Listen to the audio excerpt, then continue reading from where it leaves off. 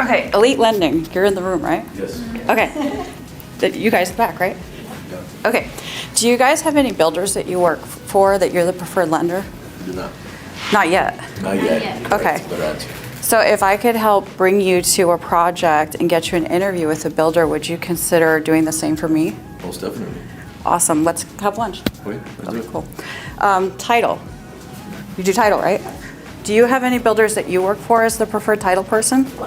Okay. Do you know who they're using for a real estate agent right now? Someone, Keller Williams, that's probably not going to keep it. Okay. It's not selling. Yep. What are some of the pain points you're experiencing? I don't think they're doing good advertising for the builder. Okay. And it's Tampa, which is super hot. There's no reason why they shouldn't. Plans on their first street. Do you think it would be helpful to the builder if we could show them a marketing plan to move inventory in half the time it's currently taking? 100%. Would you mind getting us a meeting? Sure. My biggest deal, just like that.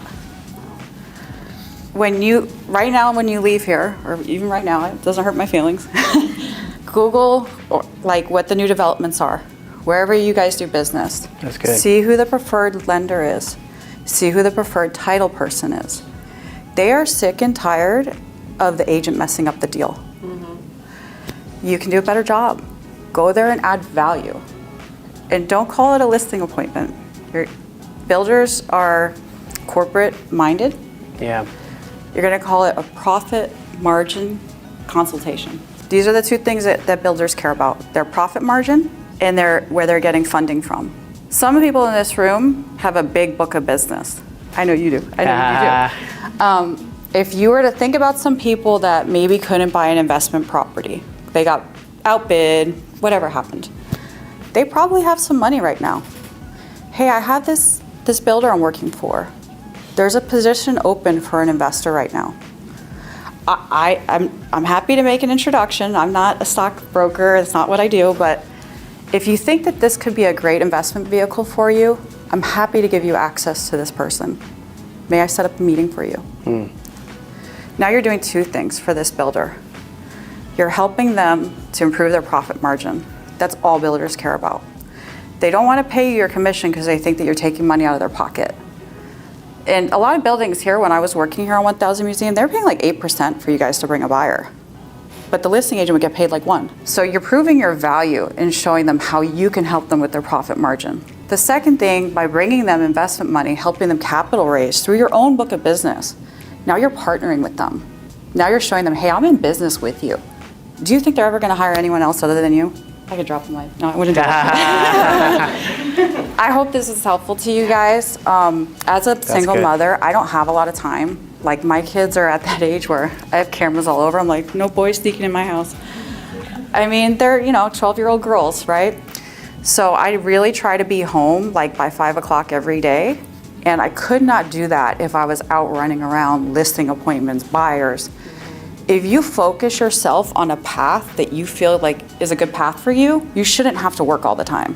You shouldn't be that agent who's like, oh my God, 9 o'clock at night. Have like a set standard for yourself. Now, I want to open the floor to just any questions that you guys may have. We've all shared so much, and if there's any continuing questions, I know I had some while you guys were talking, but please feel free to ask Brian, Jessica, or myself so that we can further elaborate maybe some pinpoints that you guys had more questions on. It's an easier answer now. I just keep going now. I have my morning routine, there's a lot of stuff, and I had shoot a podcast with Marcy. She's into personal development, and there's so many stuff that you can add in your routine that can help you keep going. Journaling, praying, breath work, those things, if you do consistency, can help you go through your day. But what kept me motivated back then, I guess, it was just the desire just to succeed and prove myself. For me, it's the people who depend on me. Accountability comes in different ways. So if you're a parent, you're accountable to your children. If you run a team, you're accountable to those people on your team. So I'm big on giving myself more than I can handle because it pushes me to do better. It's almost like I can't fail. I have to succeed. I think for me, I'm going to sound really corny because first of all, I want to be just like you when I grow up. Yeah. I don't work out, I don't journal, I don't do any of that stuff. So I am the complete opposite of Brian. I don't do any of that fun stuff that he does. So I have a lot to learn from him. I'm gonna be really corny, guys. Like, the biggest motivation for me every day is when a buyer, a seller, or a client is really, really happy with what I have been able to provide to them during that transaction. Thank you, and oh my gosh, thank you so much for answering my questions. Thank you for answering the phone, believe it or not, that's really, really big.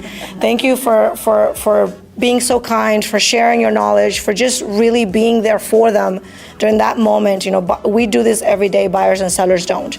So if they're not able to really just call someone that can connect with them and talk to them at a level in which they understand, it really makes a huge difference. They remember you and they want to work with you. Now, one of the biggest things that we have is a lot of buyers and sellers call us after the fact because someone wants to buy or sell, or they themselves, right? And we love that, right? Because we are telling them that we're an extension of the agents, both in title and in transaction coordinating. So we put them back to our agent. Now, that is big because now there's that trust, right? You as an agent will never be like, well, Evelyn can totally go get her license and take my clients or take my database, you know, all these different things that you guys have. We're so service oriented. What motivates me every single day, and now that we are growing in the title company, is I'm able to connect more to my roots, which is, I did title for 17 years before I opened transaction coordinating. So I've been doing real estate for 23 plus years. It's what I know. It's what I can do in my sleep. So for me, motivates me when a buyer's like, thank you so much for taking the time to talk to me.